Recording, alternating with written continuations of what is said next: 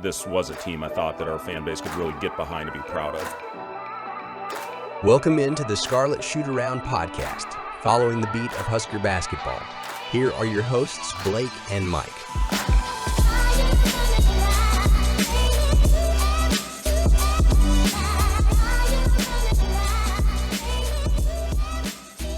Nebraska starts hot but melts down in Minneapolis, losing 76-65. Hello, everybody, and welcome into the Scarlet Shootaround podcast. This one was, I wouldn't even say sad. The Creighton loss I'd quantify as sad, but this one was very, very frustrating. So buckle in, because this is not going to be a very nice podcast, I wouldn't say. But that being said, Mike, how are you feeling after that disaster that unraveled in Minneapolis? Yeah, you hit the nail on the head with the word frustrated. It's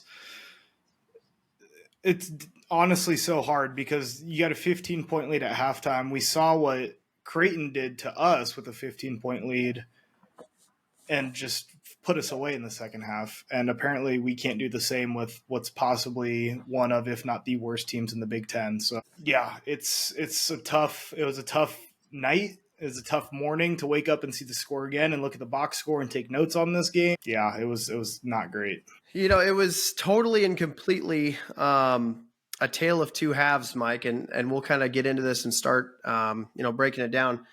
The first half, Mike, was fantastic. It seemed like the team had fully rebounded from what happened against Creighton. The team had a rejuvenated sense of energy. They were playing super well on the glass. I think they were +9 in the first half. They were super efficient from the field. I think they shot 52 or something % from the field in the first half. Everything seemed to be going right. And then, like the flip of a switch after halftime, everything fell apart. Mike, what in the hell? What did we just watch? Yeah, I'd said in the preview, I think that they're going to bounce back. These guys are, they're tough. They're strong mentally. And that's what I thought we were in for in the first half, especially when Dawson Garcia went down. He only played 7 minutes for Minnesota. So a bad team with their worst guy out, you can't conjure up a better bounce back game for Nebraska. And it looked that way. Bryce Williams, 17 in the first half. Like you said, they were +9 on the rebound. They had 11 assists on their, I think it was 11 assists maybe in the first half, I think is what they were sitting at, somewhere around there. They were moving the ball well. The offense looked good. Defense, it was high energy. It's everything you wanted to see. And then a complete collapse in the second half.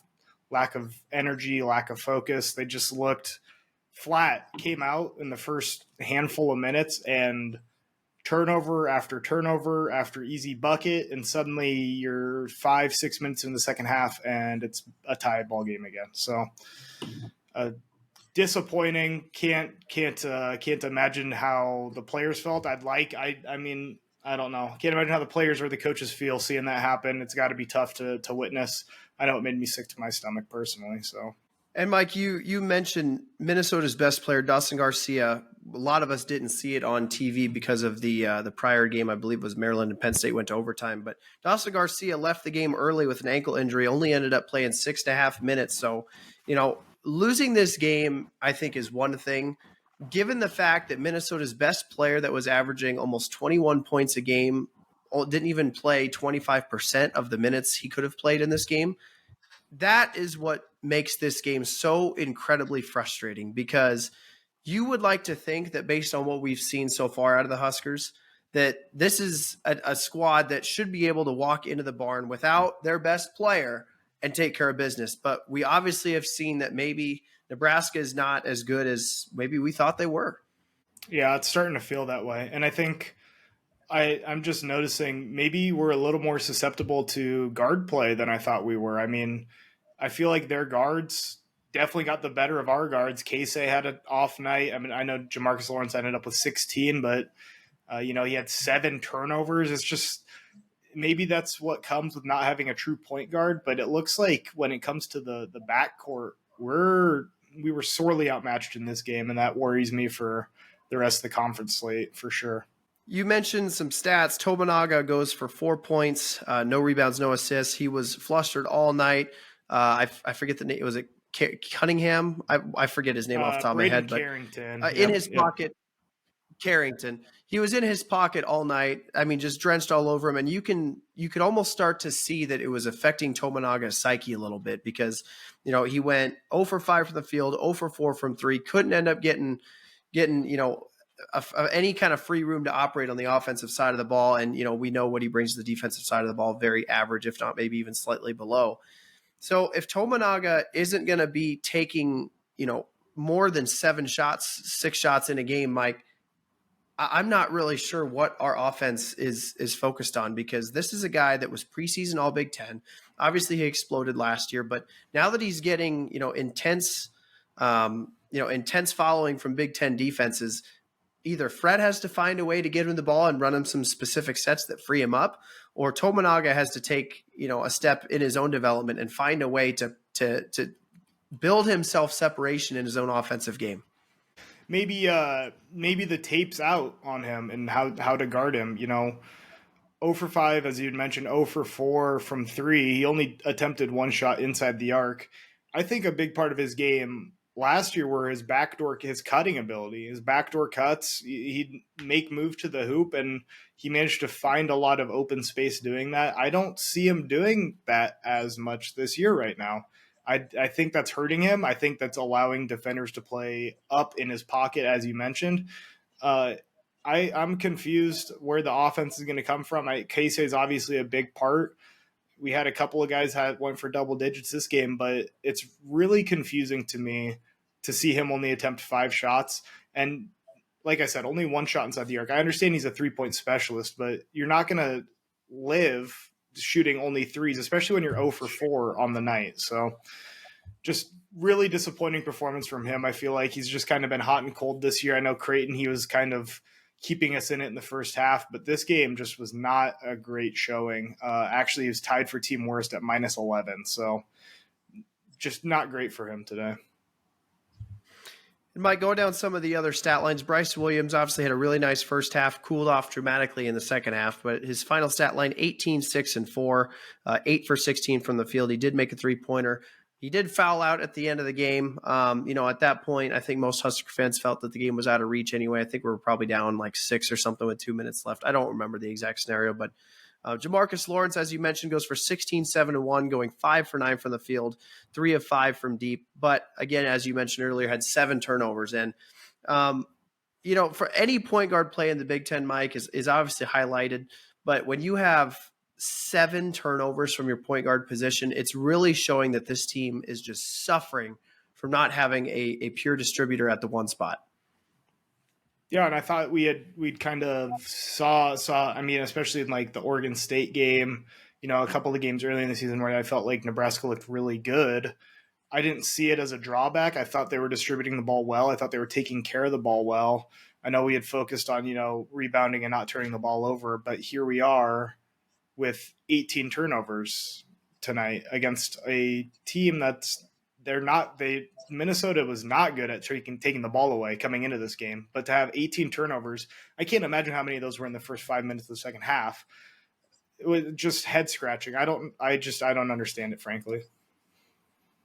The other thing I think I took away from Jamarcus Lawrence's performance is when he's in more of a scoring first mentality, you can just see, Mike, that he's thriving. I mean, when he was kind of told, I think in the huddle that, Jamarcus, if you have a shot, you've got to shoot it because the offense was so hard to come by. And I think in part you have to credit Minnesota for making the halftime adjustments that they needed to make to shut our offense down. But it's just so painfully obvious that he's having a very hard transition into that one spot. And Mike, Minnesota is not a very good defense by any kind of metric system. So, I'm a little bit worried going into Big Ten play when you start to talk about, the Michigan States, the Maryland defenses that are way more dangerous and prone to taking the ball away from you. So, you really hope that kind of development comes fast, but you could just obviously blatantly tell that he's just not comfortable in that role. And I think we knew that coming in. But as we continue down the line, Juwan Gary goes for 11, 4, and 2. I think his end of game stat line was okay. He went 5 for 7 from the field, but his rebounding ability, Mike, has almost completely disappeared. And I don't know if that's, by assignment from Fred or what's going on, but he was an absolute dog at the beginning of the season on the glass. And that aspect of his game has just seemed to have disappeared. And he's not the only one. I feel like you had mentioned it in the opening. I feel like all of a sudden in these last 2 weeks, the guys forgot how to rebound, or the energy's not there. I mean, Alec has always been bringing the energy. Specifically, I know I saw him running after a couple offensive rebounds, but even then, I just feel like on the rebounds and on the glass, where the game is 90% effort, I'm just not seeing it. I'm not seeing the effort. I'm not seeing the hustle. It's super, super disappointing. Like you said, maybe it's something that Fred had, pulled him back from, but I can't imagine why you'd want to do that if we're getting a bunch of easy putbacks, we're getting, closing out possessions with defensive rebounds. I don't know. Fred was asked in the post-game press conference, what he thought about the first and second halves and how, the team may have adjusted, and he had a quote to share with us.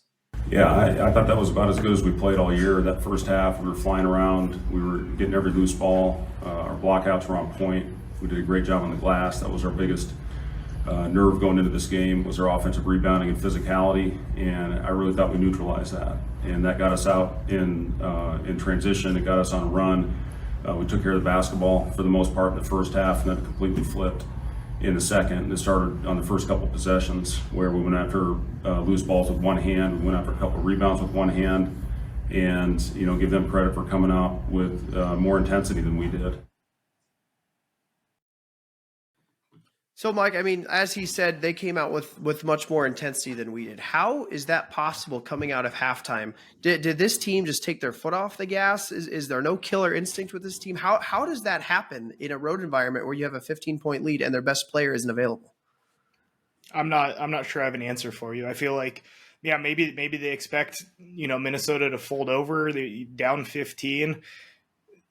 Maybe I'm reading too much into it. Is that what Nebraska did against Creighton? Did they just fold at half when they're down 15?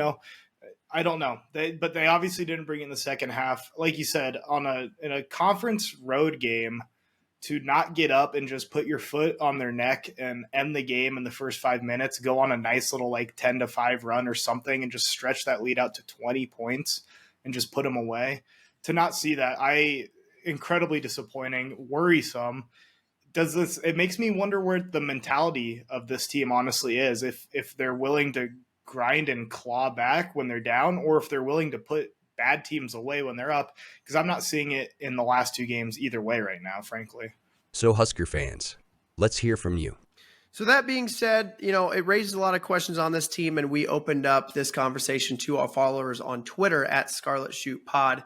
And opened it up to gather some thoughts for what the fans of our show and Nebraska basketball in general took away from that game. And we have a couple that we wanted to share. So starting off, Single Digit Pod says, we got out-hustled, outshot, out-coached, out-rebounded.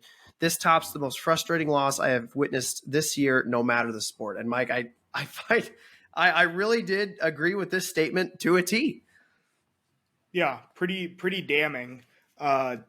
And I think I agree, in any sport, because here's the thing, especially with this team, we'd been talking the first month of the season or so about what the expectations, an NIT bid, a possible berth in the NCAA tournament. We're confident, seeing the 7-0 team looking really, really good. And then to just come out flat when the expectations are on and you have an opportunity to bounce back after a terrible loss, and to lose the way they did.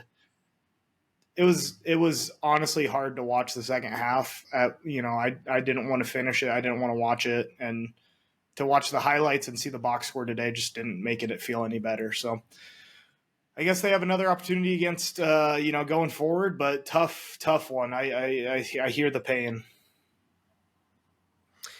Evan Strongwater said, being a Nebraska fan in anything is literally eternal hell. What happened in the second half tonight is near impossible and shows a lack of coaching ability on Hoiberg. Following that, Jackson Jones 28 says, so disappointed on so many levels. Nobody wants to grab a rebound. I love Fred, but would like to see him call a timeout instead of just watching them erase a 15-point lead. And Mike, as much as I hate to say it, and the last thing I want, the conversation of this podcast and Nebraska ball fandom in general to turn into, I don't want to have to talk about Fred's job security every single episode. And that's something I think that it needs to be tabled for now, as it's just a couple games. Trend line is bad, but this is a long season. So, but that being said, I don't know who you put the blame on outside of Fred Hoiberg and this coaching staff that they came out as flat as they did in the second half. That's the whole. I mean, just I don't know. Did we get out adjusted by Minnesota? Because yeah, frankly, it seems like they're out coached, and I couldn't agree more with that tweet. Whoever, I can't remember which person you said that. When I was screaming at my screen to take a timeout in those first handful of minutes. I get it's just the start of the second half. You hate to use a timeout straight out of halftime, but you have to do something to calm the guys down, to refocus, to stop the bleeding, because to just see them go on that run and have no break, no attempt to correct what we had seen Minnesota had changed and what's stopping us from doing what we were doing in the first half, in the second half, incredibly disappointing. Yeah, as a Nebraska fan, I understand what Evan was saying, that it's eternal hell. Only, I guess, if you're talking about men's sports, because women's sports pretty good. Shout out to the volleyball and the women's basketball and women's bowling teams. But for men's sports, yeah, the decline seems to continue, unfortunately. And we need to slide a quick blurb in there that Creighton was eliminated in the volleyball tournament today. So just make sure that we spread the happiness at least. Moving on, Burt Whistle K says, we have to give Eli Rice a look the way we have been struggling on offense.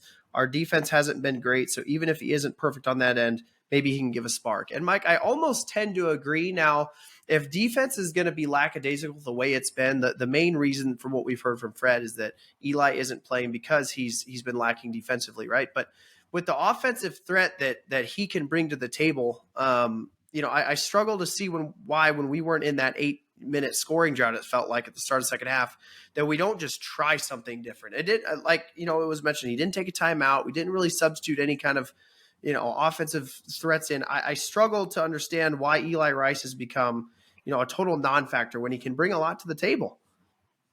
Yeah, I'd agree. Especially, I know the Creighton game obviously was a huge negative, but I said last episode, I think a little silver lining was that he came in and he had some solid minutes and he went 2 for 2 from the field.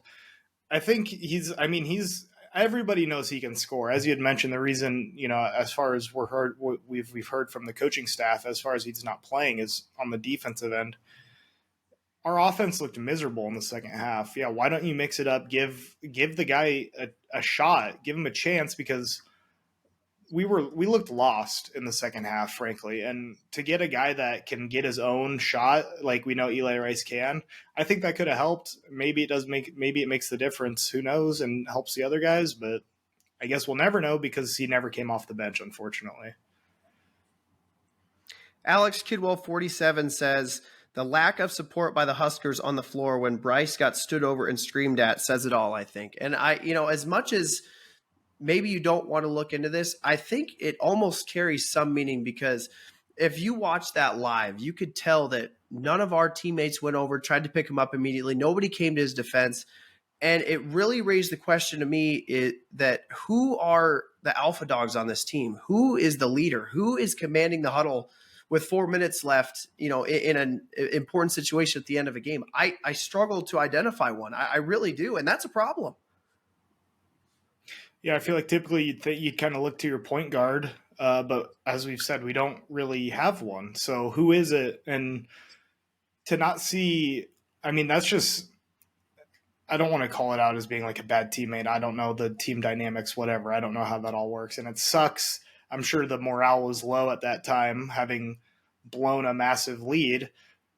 But you can't let that happen to your teammate. That's people throw fists for less than that in basketball games sometimes, I feel like. So disappointing to see. I kind of said it last week and maybe a couple weeks ago. I don't know where the fire's at with this team. I'm not seeing a whole bunch of high energy coming from them. So I guess that's just continuing, and I'll be waiting to be pleasantly surprised when I see it, if I see it, I guess.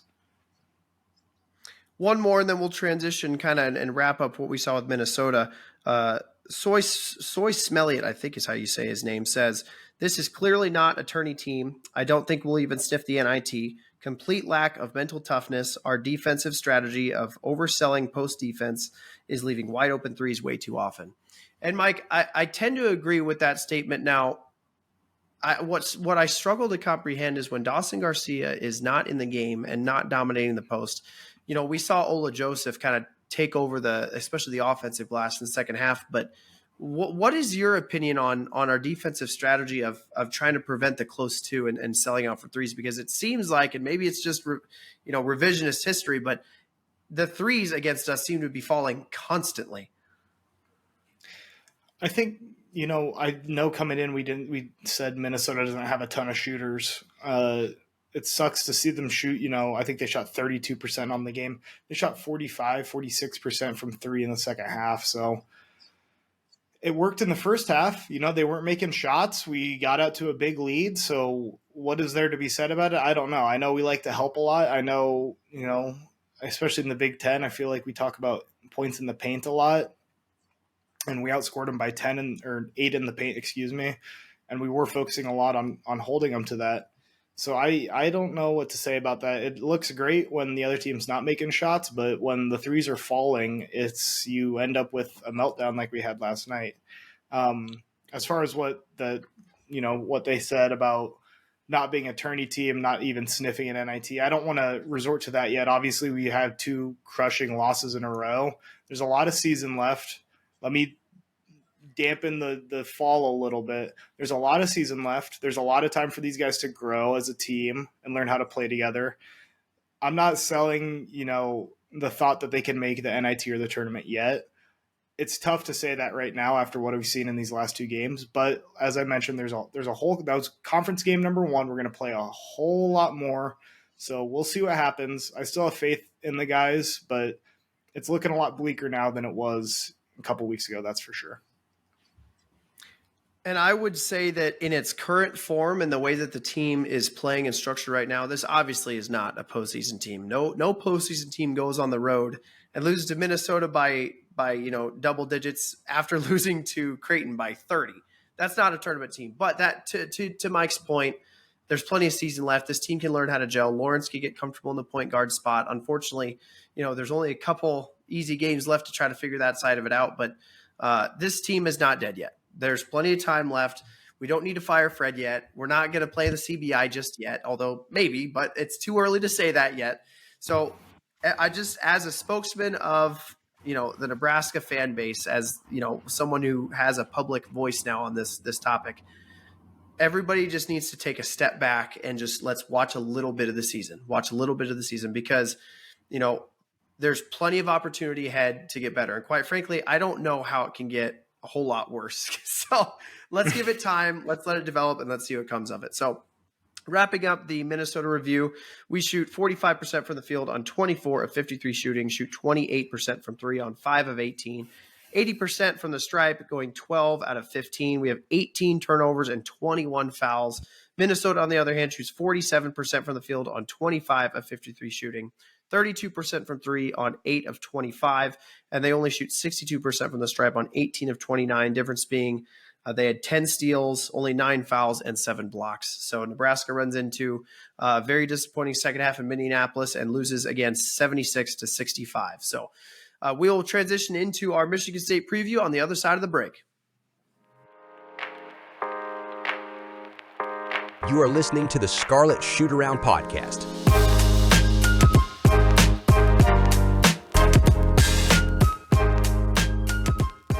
Okay, Mike. Well, for as disappointing as that Minnesota game was, Nebraska has another great opportunity to get a win at home against Michigan State. They are 4-4 on the year thus far, number 29 in KenPom. Preseason picked generally second in the Big Ten. Notable wins, they did beat number 60 KenPom Butler 74-54. Notable losses, they played a pretty tough non-conference schedule. They have losses to number 4 Arizona 74-68, number 11 Wisconsin 70-57 at home, which is a little bit of a shocker. And then obviously the early season loss to James Madison, now number 75 in KenPom, 79-76 in overtime at home. So Mike, what do you see in this Michigan State game and how do we match up? Yeah, I think the biggest thing, looking at them and how they obviously 4-4 is not where we thought Michigan State would be at this point in the season. Having said that, they have lost to 3 very solid teams. I know Duke's looked a little shakier here as of late, but Duke, Arizona, and Wisconsin, 3 very solid teams. Obviously, that James Madison loss at home's a little bit of a head scratcher. Still looking for a real kind of signature win. Obviously, they did beat Butler by 20 points, which is a pretty quality win. But as far as, what we're going to see from them, they play a very slow game. They do. They're 326 in the nation in tempo. So they're going to play a very, very slow game.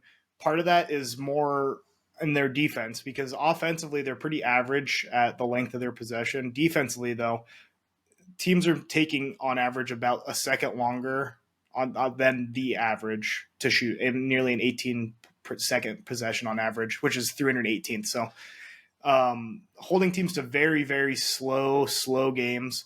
They don't shoot the three well. They don't prevent other teams from shooting the three well. So maybe the Huskers can get a little bit of an advantage there. Having said that, they defend inside the arc incredibly well. They're 17th in the country at defensive 2-point percentage. So really, really good there. And one more thing, that I had noticed, we'll obviously talk about players to look out for, but, we've said time and again how deep this Nebraska team is. Well, I think Michigan State's probably even deeper than us, frankly. They're, 37th in the country in bench minutes compared to, I think, Nebraska's 80-something. So they go as deeper than we do. They play a real slow game. They move the ball. They assist the ball a lot.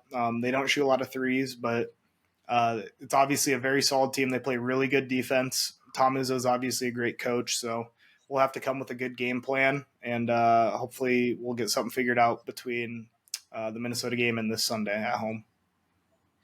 And Mike, based on the analytics that KenPom has and some other outlets, it's pretty obvious what Michigan State wants to do. They want to slow you down, play in the half court. They have a top 15 defense, and they want to wear you down on that side of the court. Now, they're 80th in offensive turnover percentage, so they take decent care of the ball, and they're 205th in effective field goal percentage. And so they're not super scary on the offensive side of the floor. That being said, they know what they can do, and they know what they can't do. The 3-point percentage is 28% right now on the season. That's good for 326th in the country. So this team cannot shoot the three. But that being said, they know they can't shoot the three, and they don't. They are 307th in the country in 3 points attempted per field goal attempt. So, this is a team that's super guard dominated, as you kind of mentioned. They're two preseason All Big Ten guards, A.J. Hoggard and Tyson Walker. That's the main feature of this offense. Those two combined to take over 50% of total shots for the Michigan State offense. So the ball is always running through those two guys, outside the arc. Now, that being said, a lot of their possessions end up being 2-pointers. So they're 21st in 2-point distribution on offense. They'd love to pound it inside, whether that be a pick and roll game, the high-low, those guards driving in. They really only have one major 3-point threat on their roster that seems to come in. Trey Holloman, he's a 6'2 sophomore, averaging 6'1 and 3. He's maybe not scoring a ton, but he's shooting 43% from the field and 45% from three. Obviously, their best perimeter threat. He's only playing 18 minutes a game, but against Alcorn State, he did score 17 in that game. So then obviously you go up to their guard play, as you talked about. A.J. Hoggard, preseason All Big Ten, 6'4 senior, averaging 10, 3, and 5. Only shooting 37% from the field and a measly 21% from three. So very disappointing year from him to this point. The other guard that they featured, Tyson Walker, a 6'1 senior, averaging 21, 3, and 2, shooting 49% from the field, so much more efficient. But again, only 32% from three. So he's their leading scorer by quite a wide margin. But Mike, this team, for whatever reason, cannot seem to make a three. Yeah, and I think I'm just looking at their stats over the course of the season here.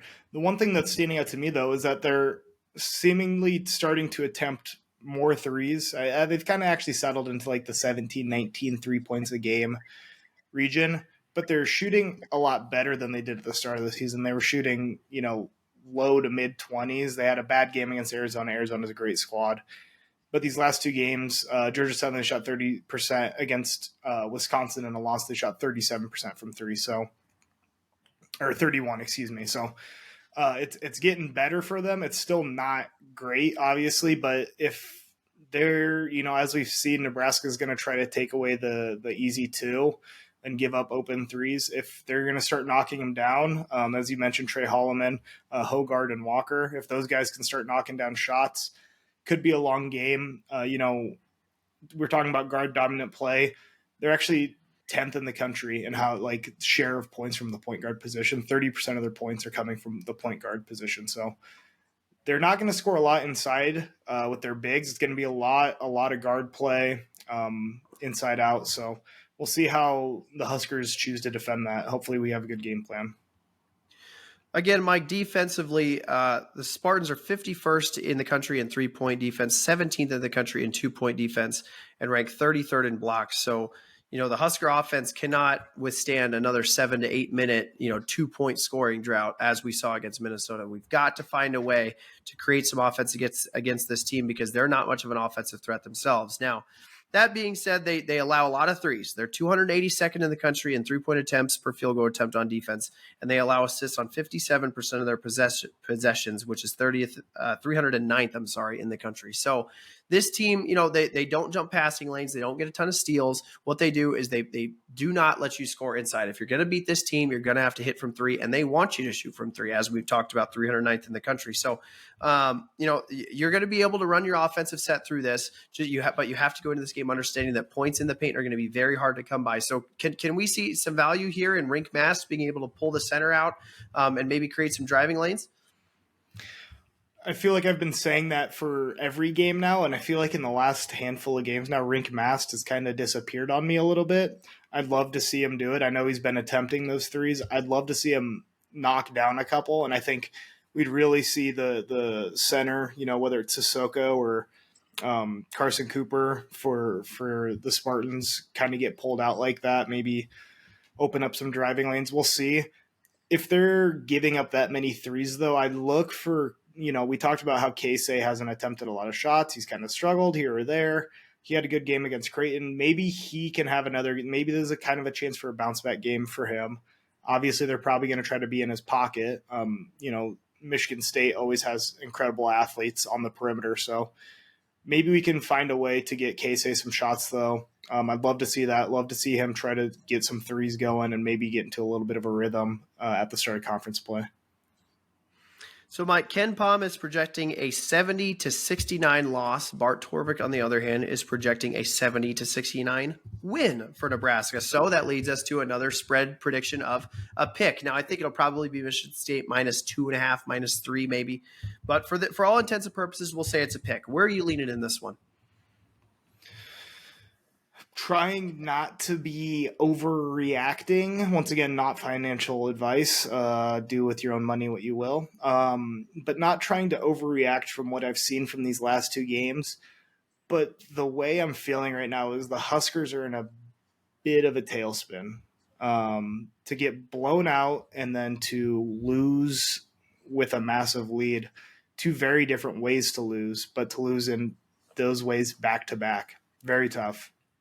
Obviously, we talked Michigan State isn't maybe as good as we thought they'd be at the start of the year. So two teams kind of hungry, desperate for a win. They're both 0-1 in the conference.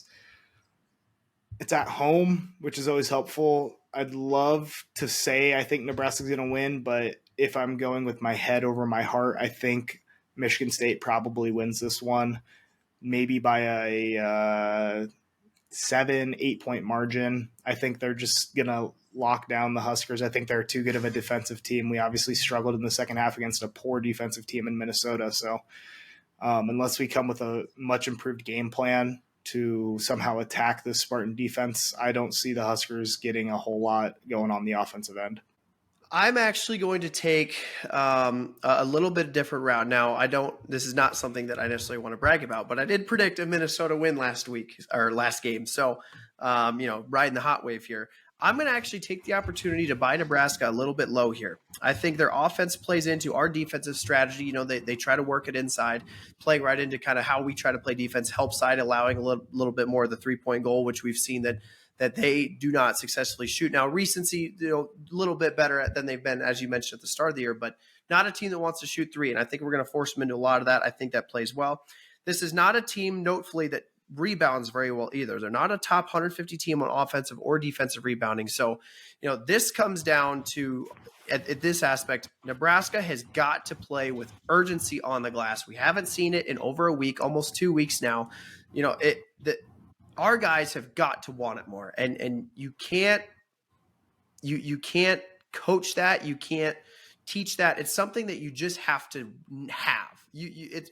Does this team want to be great? Does this team want to be good, or do they not? This is going to be a statement game, and I think you hate to put too much pressure on us necessarily, but This game, I think, may define the trajectory of the rest of the year, because if Nebraska now, with a little bit of a back against their wall game, if we lose this one and we look out toughened, now the Fred coaching hot seat guys start to get louder and louder and louder, and I think the team starts to hear it and things can spiral. But that being said, Michigan State not a good rebounding team, so I see an opportunity there for Nebraska.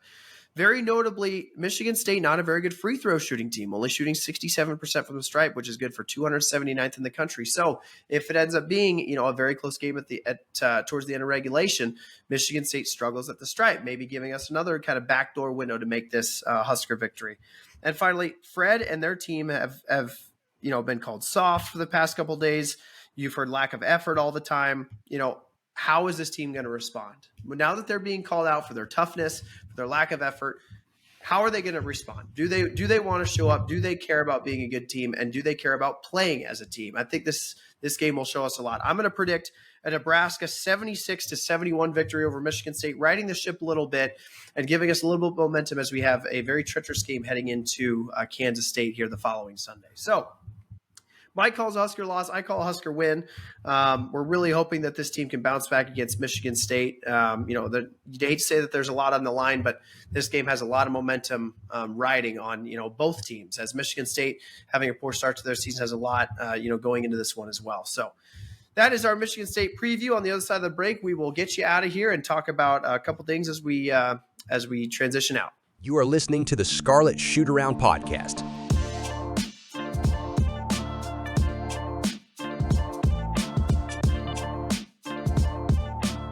So, want to thank everybody for listening into the Scarlet Shootaround podcast. A couple quick things I want to remind you of. Make sure you follow us on Twitter at Scarlet Shoot Pod. Make sure you interact with us for the chance to get on the show. We're going to start this trend of posting, what did you think about X game, and trying to share your guys' tweets and thoughts into the podcast to try to get more of a fan interaction flavor into this. So, we say that we want to represent the fan base on this podcast, and we're going to do all we can to implement you guys into the show. Mike does a great job on posting our YouTube podcast up on our YouTube page as well. I believe it's Scarlet Shoot Pod on YouTube. Make sure to subscribe there. Those are usually up a day after the audio goes live. So, if you prefer to have video podcasts, you can always access them there. And last but not least, our sweatshirt giveaway winners, I'm hoping to get those shipped out by the end of next week. We're still waiting actually on the shipment to arrive, which is a little bit behind schedule. So once those get here, I'll make sure I get them shipped out to the winners. If you want a sweatshirt and you did not win the giveaway, just send us a DM on Twitter. We can make that happen. As long as you are, in Nebraska or at least close to Nebraska, we could ship them out anywhere. So if that's something that interests you, just make sure you get a hold of us on Twitter. So that being said, Mike, do you have any closing thoughts before we wrap this thing up? Like you said, I think this is kind of a back against the wall game. We have two really big opportunities, two really big games. If we still want to, I know we've kind of gone away from it a bit, talk about bracketology, but if we still want to look about wins above bubble, things that'll be big on the resume, this Michigan State game and the upcoming Kansas State game that you had mentioned, two great opportunities for wins here. Excited to see what the Huskers do. Hopefully I don't walk away from this one feeling quite as sick as I did against the Minnesota game. So life as a Nebraska fan, always hopeful, but yeah, just love the interaction we've had with guys here. As Blake mentioned, feel free to tweet at us. Love the support. Thank you guys so much. I know, especially, we got some new people from the Creighton episode and the Minnesota episodes. Minnesota episode. So love you guys. Thanks for all the support, and we'll keep doing what we're doing. And one more thing, if you'd like to support us, make sure on Spotify or Apple, your podcast choice of hosting, make sure you rate us 5 stars, give us an honest review. It always helps us pop up in search results and kind of spreads the love and grows the community that we're starting to gather here. So the more the merrier. We love the interaction. We want to collect all the Nebraska ball diehard fans that we possibly can on here, because instead of shouting into a void, we can shout at each other and at least have somebody else in the echo chamber to listen and have a conversation about. So that being said, thank you everybody for checking into the Scarlet Shootaround podcast. We will see you after the Michigan State game. Go Big Red. Go Big Red, baby.